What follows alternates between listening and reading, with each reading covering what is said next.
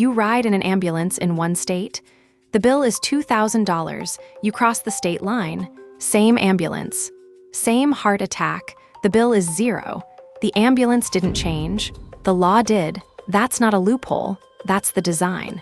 Federal law is the floor. States build the walls, and sometimes the roof. But here's the weird part. The floor has holes. Let me explain. Think of federal law as the bare minimum, a legal floor. You can't fall below it. But states can build on top. They can add stronger protections, higher ceilings, unless the feds specifically say no. That's called preemption. It's rare in consumer stuff. Usually, states can go bigger. The result? Your rights change at the border, like a patchwork quilt made of legal loopholes. Let's start with debt collection. Federal law says debt collectors can't harass you. That's the Fair Debt Collection Practices Act, FDCPA. It covers third-party collectors, not the original creditor. So if your credit card company calls you directly, the federal floor might not catch them. But some states built a whole house on top. Take California. Their Rosenthal Act covers original creditors and requires licenses and adds higher damages. So in one state, a collector can call you at 9 p.m. In another, that exact same call is illegal, and it costs them $1,000. Your protection depends on where your couch is. Now let's go back to that ambulance. Federal law tried to fix surprise medical billing. The No Surprises Act came in 2022. It bans balance billing for air ambulances, helicopters, but ground ambulances, the ones with wheels, not covered. The floor just stops at the ambulance door. Some states notice the hole. New York has its own law. Ground ambulance bills get capped. Texas has protections. Other states do nothing. You pass out in a grocery store, wake up in a truck. Your bill could be $5,000. Or $0, depending on which side of the street you fainted on. It's not medicine, it's geography. And even if you survive the bill, it follows you. Medical debt. Federal rules changed recently. The credit bureaus won't report medical debts under $500, and paid medical debt gets removed. That's the floor. But states are building higher. Colorado banned all medical debt reporting. New York passed strict limits. In one state, that same $2,000 ambulance bill might tank your credit score 50 points. In Colorado, it doesn't exist on your report. Your credit score is a zip code lottery. You didn't choose poorly. You fainted in the wrong jurisdiction. Let's talk about where you live. Housing. Federal Fair Housing Act says you can't discriminate based on race, religion, sex, disability.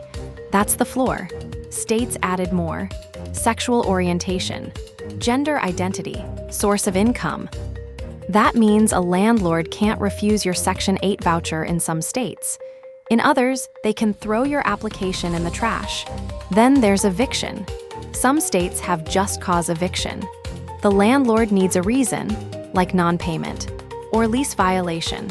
Other states, no reason needed, your lease ends and you're out, with 60 days notice, or 30, or 10. Rent control is another ceiling. Oregon caps rent increases. California has a statewide Tenant Protection Act. Other states forbid rent control entirely. 2 identical apartments, 2 identical tenants. One gets a 5% increase. The other gets a 20% increase and a moving truck. Your rights are attached to your county line. Now your health, Medicaid.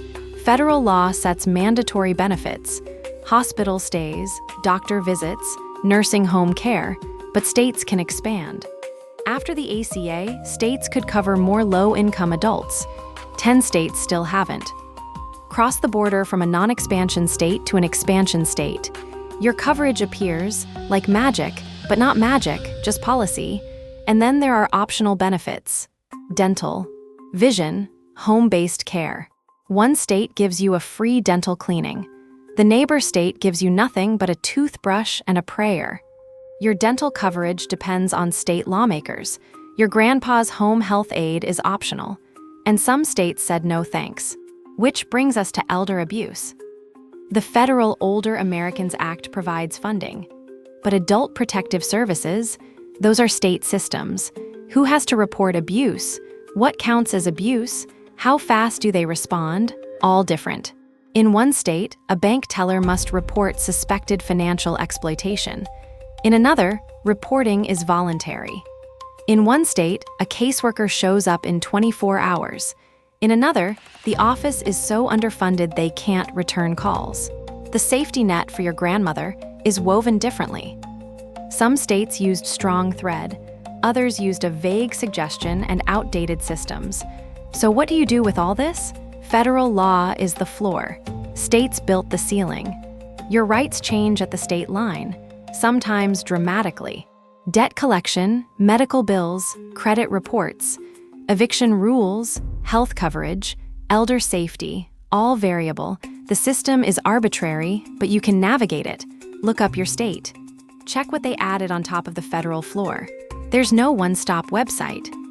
You'll have to dig. State Attorney General sites, legal aid groups. A few hours of searching could save you thousands, or stop an eviction, or protect your credit, or get your grandma help. The ambulance doesn't change, the law does. Your zip code is part of your legal defense. That's weird. And now you know. If this was useful, give it a thumbs up. If it gets enough likes, I'll do a state-by-state breakdown. Because apparently your rights depend on which gas station you're closest to. And someone should probably explain that.